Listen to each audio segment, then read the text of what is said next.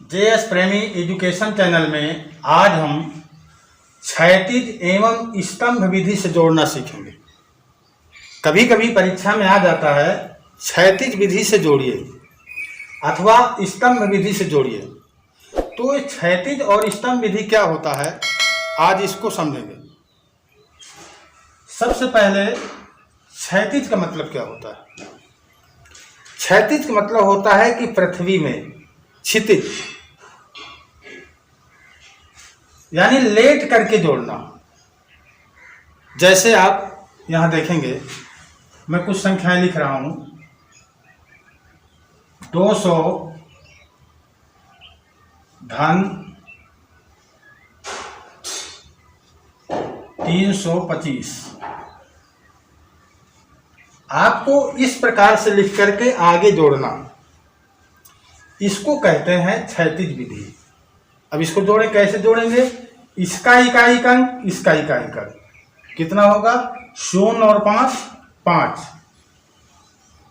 और इसका दहाई अंक, इसका दहाई अंक, तो 0 और 2 2, और इसका सैकड़े अंक और इसका सैकड़े अंक 2 3 5। इस प्रकार से 200 धन 325 को जब हमने जोड़ा तो 525 आ गया। तो इस तरह से जोड़ना, इसको कहते हैं क्षैतिज विधि। देखेंगे, दूसरा एक सवाल और लेते हैं।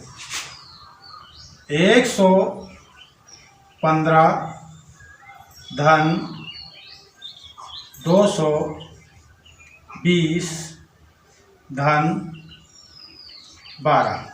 मान लीजिए ये सवाल आपके सामने, इसको हमें क्षैतिज विधि से जोड़ना। तो कैसे जोड़ेंगे। इसका इकाई अंक 5, इसका इकाई अंक 0, कितना हुआ 5, और इसका इकाई अंक 2, तो 5 और 2 7, यहाँ 7 रख दिया। अब इसका दहाई अंक 1, इसका दहाई अंक 2, 2 1 3, और इसका दहाई अंक 4, तो ये 4 हो गया।